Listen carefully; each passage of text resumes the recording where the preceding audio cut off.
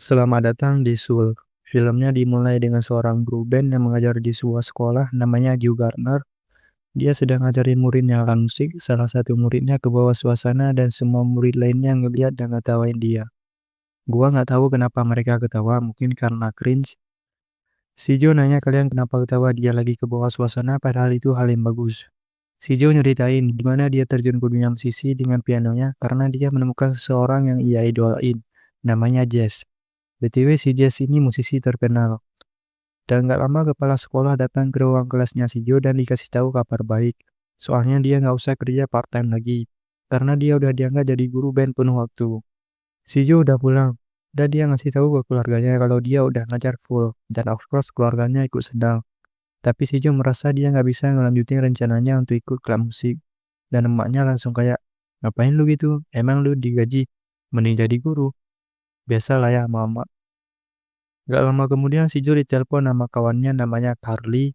Dia ditawarin ikut pertunjukan di salah satu band namanya Dorothy William. Dan of course si Jo langsung senang dan langsung OTW ke tempat bandnya. Nyampe di situ dia langsung diinterview buat tunjukin skill pianonya. Si Jo langsung memainkan pianonya sampai ia terbawa suasana.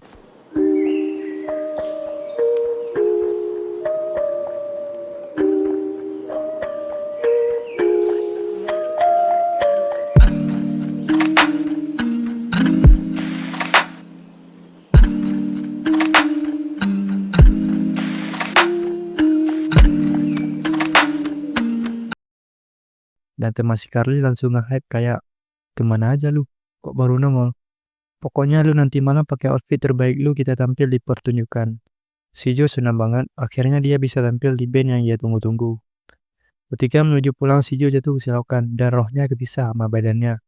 Jo panik, dia lari ke belakang dan ketemu nenek-nenek yang katanya umurnya udah 100 tahunan lebih. Si Jo langsung nanya, di tempat apaan? Si nenek bilang di tempat namanya The Great Beyond, yang artinya orang yang udah mati rohnya bakal dikirim ke tempat ini. Si Jo lari ketakutan karena dia bakal mati, dia jatuh ke bawah dan disamperin sama orang namanya Jerry. Si Jo nanya dia di mana. Si Jerry bilang di tempat namanya The Great Before. Ini kebalikan tempat yang tadi. Kalau The Great Beyond tempat dikirim manusia yang udah mati, sedangkan The Great Before di tempat manusia lahir ke bumi. Buat kalian yang ngerasa aneh atau nggak tahu alurnya, sama. Gua awalnya nontonnya rada aneh, tapi gua baru tahu ternyata nih film tentang jiwa atau roh gitu lah ya. Kembali ke The Great Beyond. Ini orang tugasnya ngitung jumlah kematian yang akan dikirim ke The Great Beyond. Namanya Terry. Dia sadar roh yang dia hitung kurang satu. BTW kalau yang di The Great Beyond namanya Terry, kalau di The Great Before namanya Jerry. Kembali ke si Jo. Si Jerry kasih lihat portal buat balik ke bumi. Ini portal baru bisa balik ke bumi jika kepribadian seseorang udah penuh. Tapi si Jo langsung tancap gas lompat ke bawah. Ya jelas, dia tidak bisa balik karena belum punya kepribadiannya. Si Jo dikasih tahu dia harus jadi penasehat agar kepribadiannya penuh. Dan dia disuruh ikut seminar. Si Terry datang ke The Great Before buat kasih tahu ke si Jerry kalau ada satu roh yang hilang. Dia pergi ke tempat arsip itu buat cari nama roh yang hilang itu alias si Joe Gardner. Si Joe udah di seminar dan si Jerry ngasih tahu. Setiap manusia yang lahir ke bumi harus ada kepribadiannya. Untuk mendapat kepribadian itu, ia harus ada spark atau percikan untuk semangat hidup dan jati diri seseorang. Ketika semua kepribadian itu terpenuhi, sparknya akan berubah jadi Earth Pass atau kartu bumi gitu, dan itu kartu bisa buat balik ke bumi. Dan si Joe dikasih satu roh buat nyari spark atau jati diri lah ya, namanya 22. Ingat guys, 22 plot penting dalam film ini. Si 22 bilang ke si Joe bahwa dia tidak mau lahir ke bumi, karena dia tidak suka dengan kehidupan di bumi. Dia lebih memilih kehidupan di The Great Before. Maybe karena kelamaan di sini kali ya. Si Joe meminta ke 22 buat kasih kelihat kehidupannya si Joe. Di sini kita dikasih tahu, si Joe awalnya tidak suka dengan dunia musisi. Tetapi ayahnya si Joe pengen banget dia jadi seorang musisi, kayak yang si Joe idolain yaitu si Jazz. Disitulah awalnya si Joe suka dengan dunia musisi. Fun fact-nya guys, ayah si Joe ternyata seorang musisi juga. Di sini kita lihat si Joe dirawat di rumah sakit. Ia meminta sparknya 22 buat balik ke bumi. Karena jati dirinya 22 belum terpenuhi, jadi sparknya gak bisa diambil sama si Joe.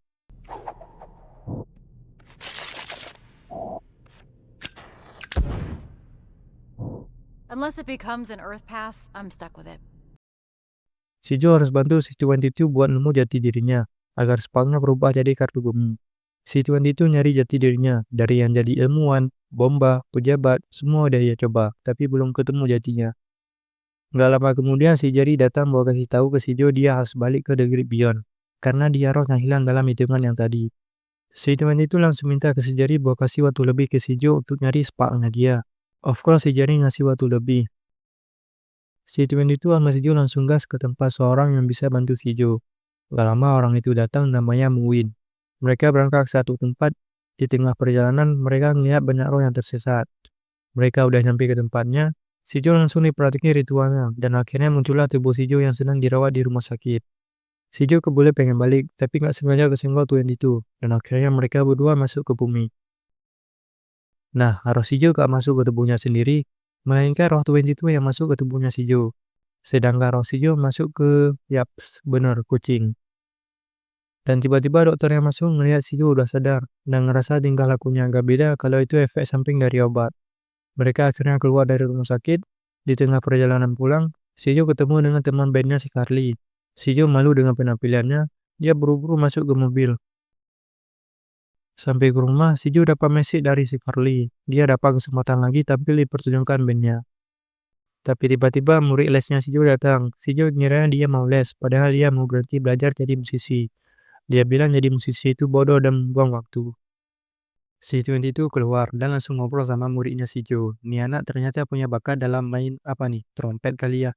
Dan dia suka banget. Si Twenty itu langsung bilang, kenapa lu mau berhenti padahal kamu punya bakat yang bagus. Jadi dia ngerasa nggak jadi berhenti dan terus belajar sama si Joe. Si Joe sama Twenty itu lagi siap-siap buat pertunjukan nanti. Balik ke si Terry, dia udah nemu catatan yang kurang dan benar itu si Joe Gardner. Si Terry tahu si Joe udah ke bumi, dia datang ke bumi buat jemput si Joe. Balik ke si Joe, dia lagi persiapan dan mau pangkas rambut. Dan gak sengaja kepleset membuat rambutnya jadi aneh. Ia memutuskan buat pangkas ke barbershop. Mereka udah nyampe dan disambut sama temannya si Joe namanya Des. Si Des mau pangkas, tapi nih kucing rese, jadi dia disuruh diam. Si Twin itu cerita sama si Des gimana tentang kehidupan dia dan semua orang di situ ikut dengar.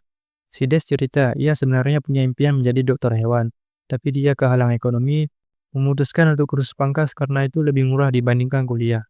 Si Twin itu nanya, apa kamu bahagia dengan menjadi tukang pangkas?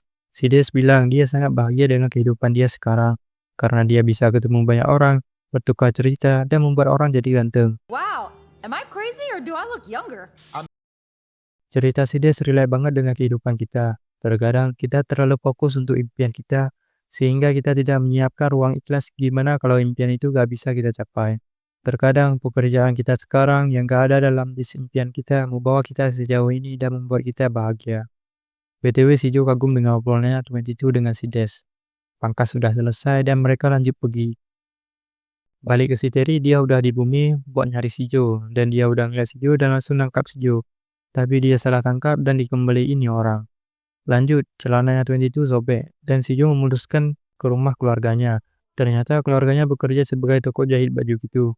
Dia ketemu emaknya dan of course emaknya langsung roasting tentang karyanya si Jo yang pengen jadi musisi terkenal.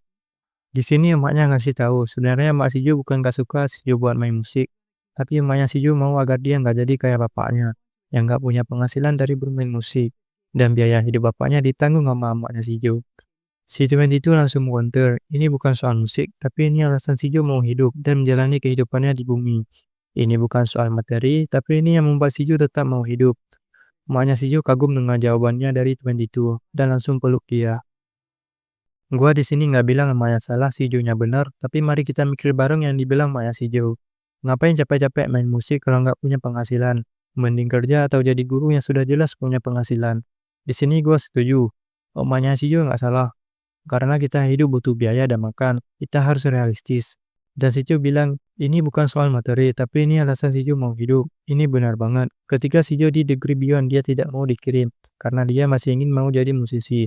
Dan itu alasan cukup buat dia jadi tetap mau hidup. Sometimes hidup emang gitu, membuat kita terjebak di pilihan yang sulit. Tapi itu balik ke kitanya gimana ngelewatin semua itu.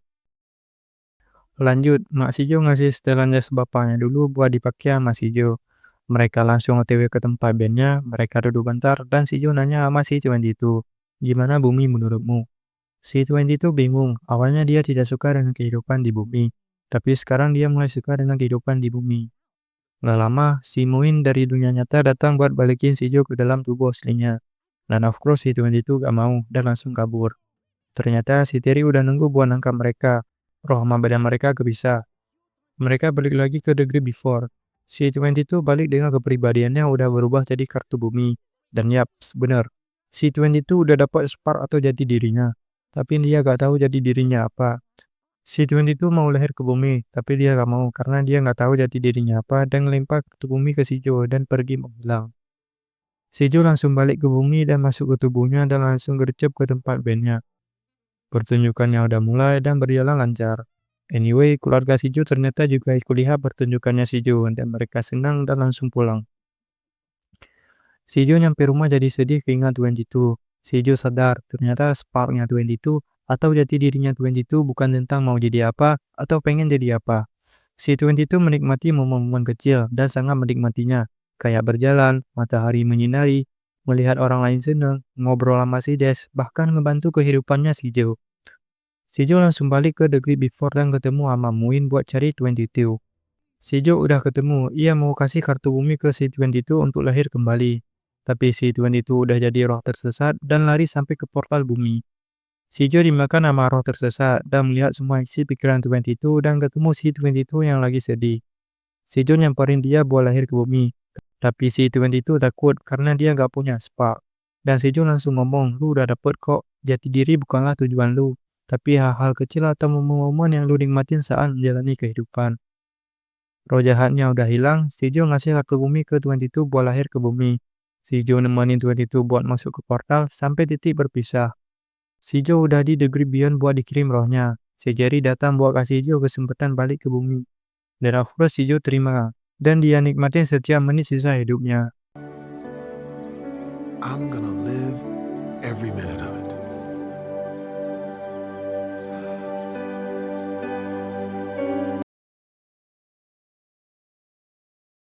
Oke, filmnya udah habis. Ini salah satu film Pixar klasik. Awalnya gua gak ngerti dengan alur nih film. Tapi semenjak munculnya si Tuan itu, gua baru ngerti nih film. Film Soul mengajarkan kita bahwa hidup bukan hanya soal pencapaian besar atau menemukan satu tujuan akhir. Di bagian 22 balik ke bumi, sayangnya kita nggak dikasih tahu gimana dengan kehidupannya si 22. Dia lahir sebagai apa dan pengen jadi apa. Sutradara Pixar sengaja bikin itu gak ada untuk kita tahu bahwa hidup bukanlah satu tujuan akhir, tapi bagaimana kita memanfaatkan setiap menit kehidupan. Entah kenapa bawaannya gua jadi sedih, ini film relate banget dengan kehidupan gua. Gua terlalu fokus dengan pekerjaan, karir gua, sampai di mana gua melewatkan momen berharga. Kayak ngobrol dengan orang lain, lebih dekat dengan keluarga, dan menghargai setiap menit waktu gua. Lewat perjalanannya Joe Gardner dan Jiwa 22, kita belajar hal-hal kecil seperti merasakan angin sejuk, mendengarkan musik, atau melihat daun jatuh pun bisa menjadi makna hidup itu sendiri. Sometimes kita terlalu fokus mencari arti hidup, sampai lupa bahwa hidup sendiri adalah arti yang sebenarnya. Film Soul mengajak kita untuk benar-benar hidup, menikmati setiap momen, dan menyadari bahwa kita sudah cukup hanya dengan menjadi diri sendiri.